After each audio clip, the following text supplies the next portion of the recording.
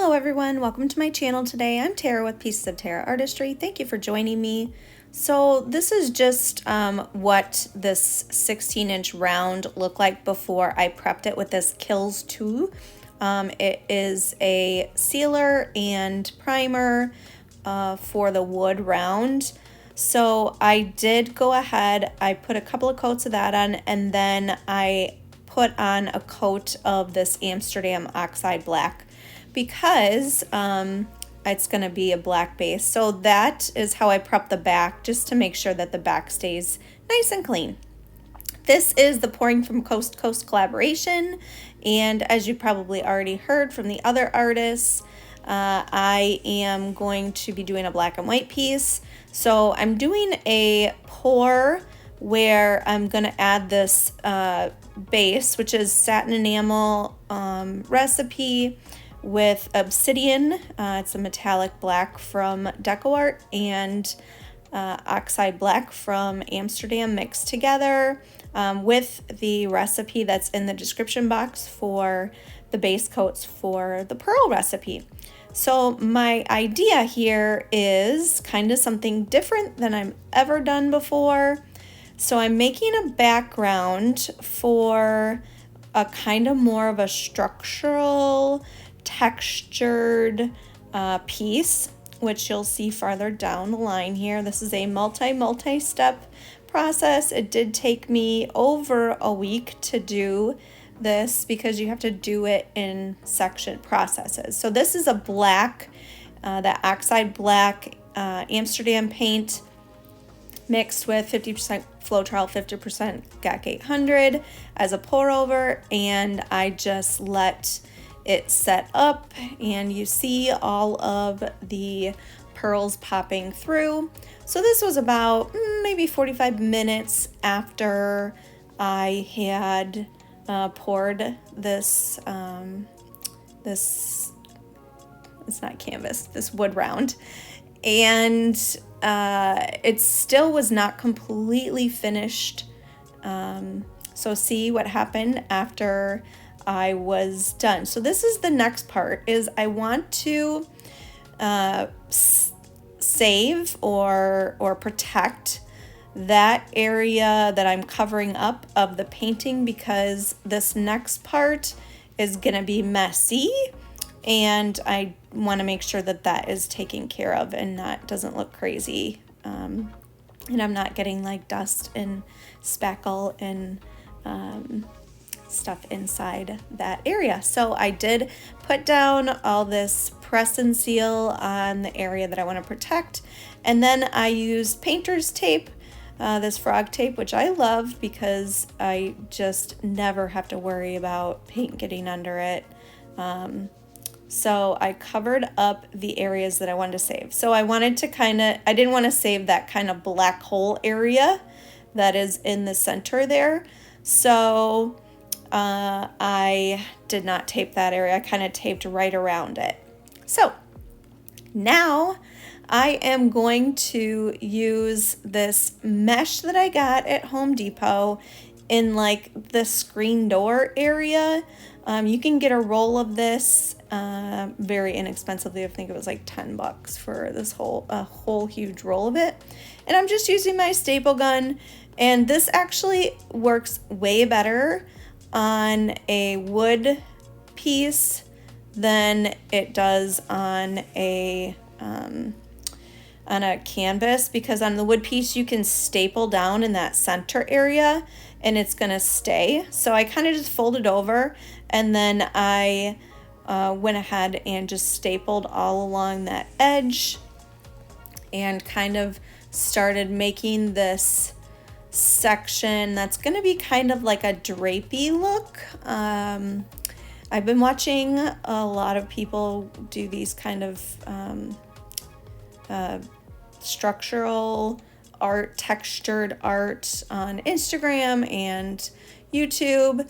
So I wanted to give it a try, and I thought this would be the perfect piece to be able to give it a try. So I just went along and just started making kind of this drapey area. I wanted it to kind of be like almost like linen hanging.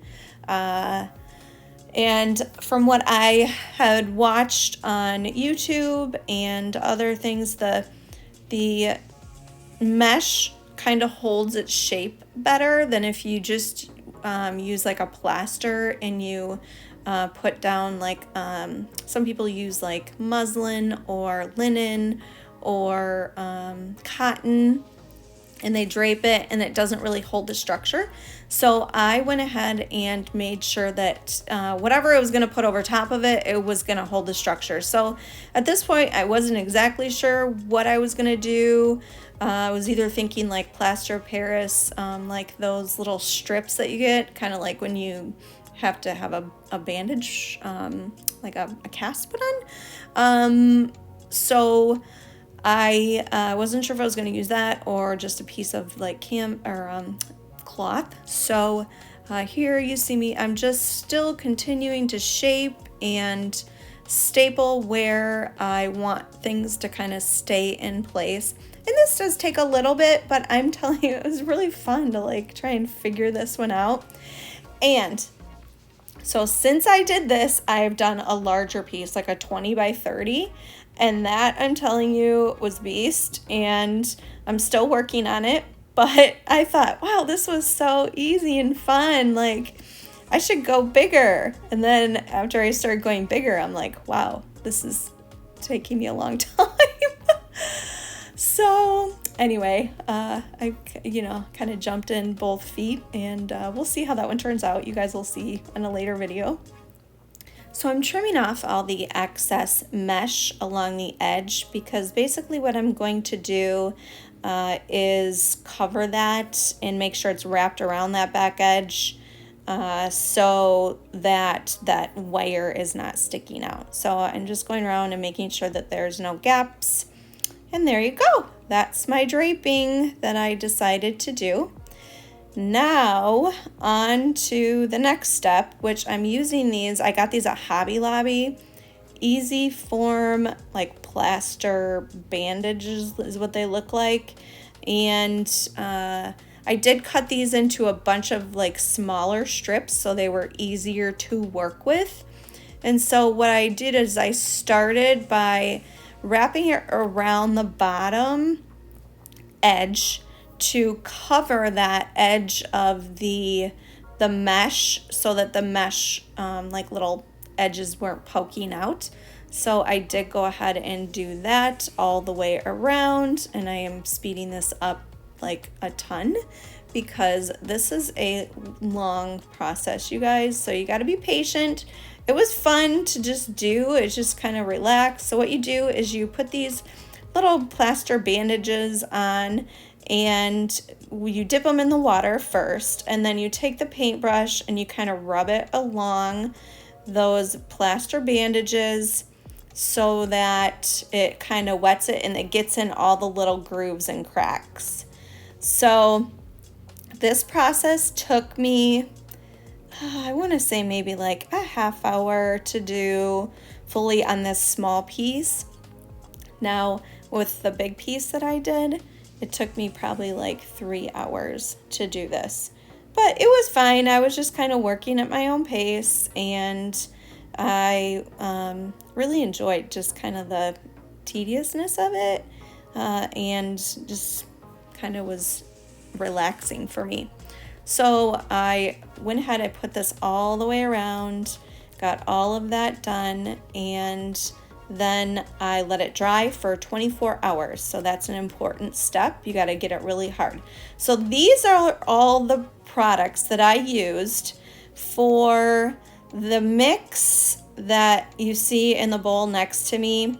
It's a like joint compound, Elmer's glue, white, like a school glue, white paint, and plaster, all mixed together. I was watching a lot of videos, and a lot of people just use like the plaster and wet it, but from what I learned in a lot of videos, like having multiple like of these ingredients will help it to not dry too fast and crack. So I did do 4 layers, and I let them sit 12 hours in between. And now the next step is sanding.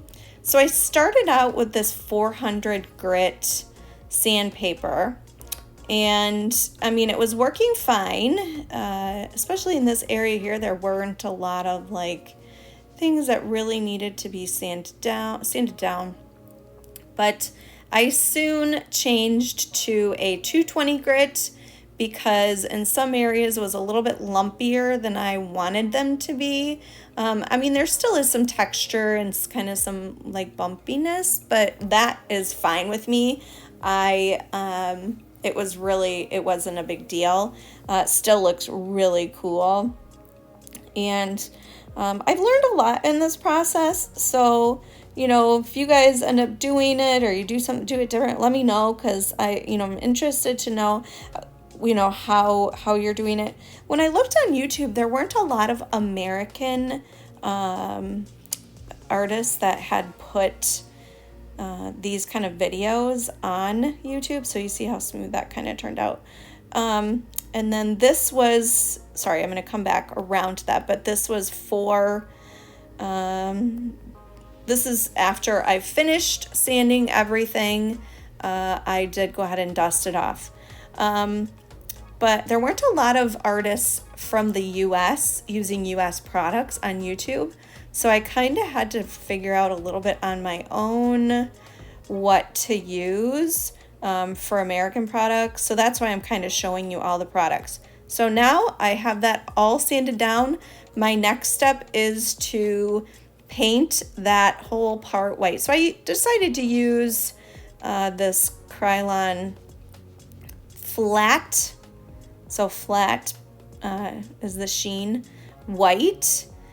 And I did do like 5 coats on it because it seemed to be really like soaking the paint into it, if that makes any sense. I did not gesso it ahead of time. You can also gesso it and you probably wouldn't have to do so many layers, but this is a fast drying spray paint, so actually it wasn't a big deal because you can do many coats, and on the directions it says you only have to wait like a minute in between each coat, so it actually worked out just fine to do many layers. And here it is, guys. Here is the final result. I really love how it turned out because the pearl side looks kind of textured and shimmery, and then you've got this other like very drapey structural area on the other side. I'm not really sure how to hang it. I like it kind of all these ways. There's like, I'm not really sure how it would be hung. You guys will have to let me know in the comments below. And don't forget, guys, POURCON's coming up here pretty soon, August 6th through 9th. I will be teaching all things pearls and advanced pearls in sunny Las Vegas. Head over to POURCON.com for more information. These are just our lunch and learns, but there's 22 different artists from 8 different countries. So go check them out, guys. Please head over now to Britt Clayton Designs. She is up next. And thank you all for being here. Have a wonderful day. Bye, y'all.